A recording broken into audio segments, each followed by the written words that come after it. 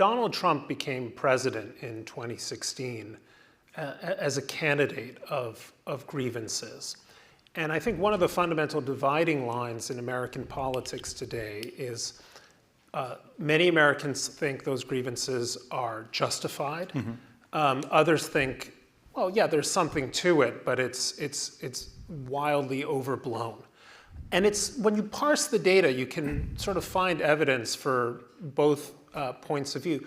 But is it fair for Americans to have the nature and the intensity of the grievances that we have now, or is this kind of contrived? Is this sort of a figment of our fevered imaginations? Well, it depends on the grievance, but take for example the belief in certain quarters of the right, and it's actually a widespread belief.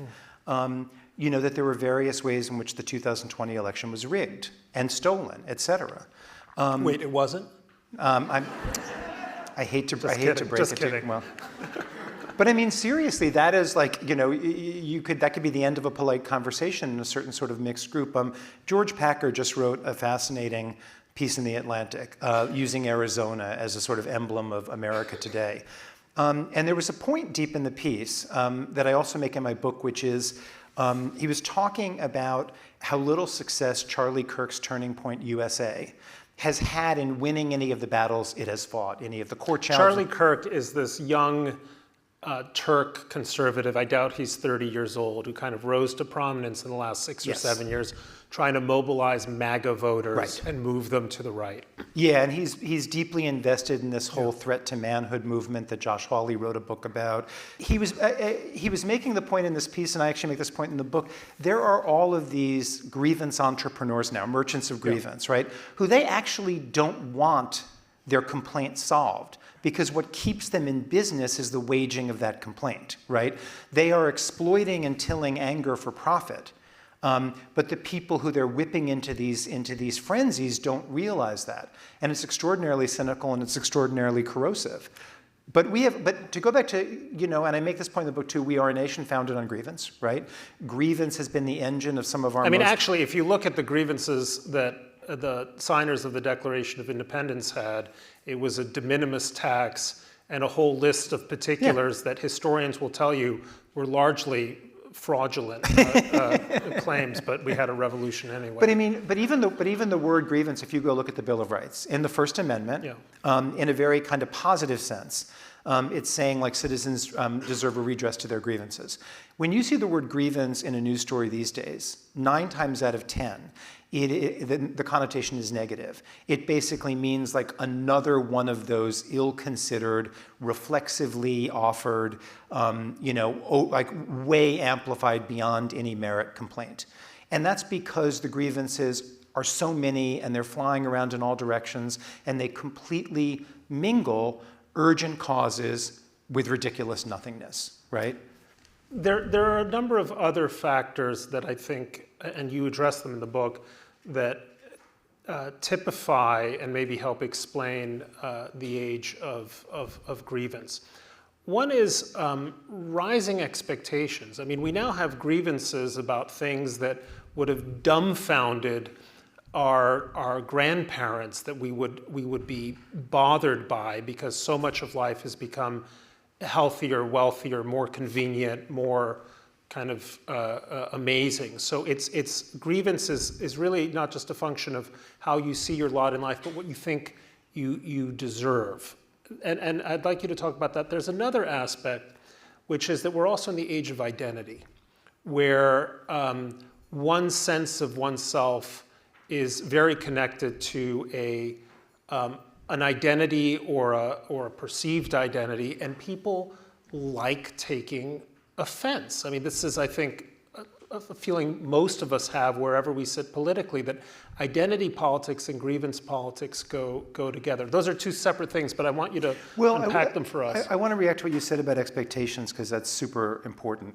And you know this as well as I do, because you read as widely as I do. But whenever you look at those studies of like which countries are happiest and which aren't, or which people are happiest and which aren't, it's never about who has their material needs most readily taken care of. It's never about who's most affluent. It's all about whether your life lives up to what you expected, how big is the shortfall of what you expected and what you have. And the glory, in this country, some of the things that make this country so special are also things that make it so difficult. This is a country that promises big. It says to people, you can be whoever you want to be. You can dream as big and reach as high, and you can get there, because this is America. And that's great to some degree. You know, it is what makes people ambitious in ways that lead to invention, that lead to all sorts of progress. But when you make that promise and then somebody looks at his, her, or their life, and it is way short of their expectations or of the expectations that have been held before them, they feel embittered, they feel frustrated.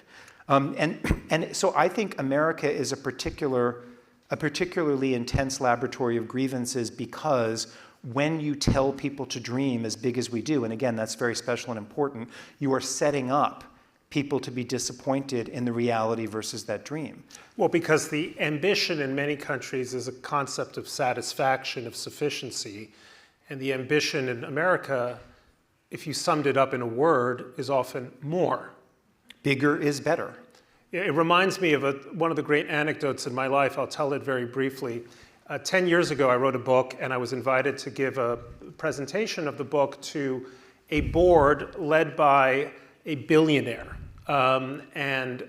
This guy, when I was flying down to this event to talk to the board, I looked him up on Forbes. I think he was worth like $6 or $7 billion at the time. I mean, to me, just an unimaginable sum.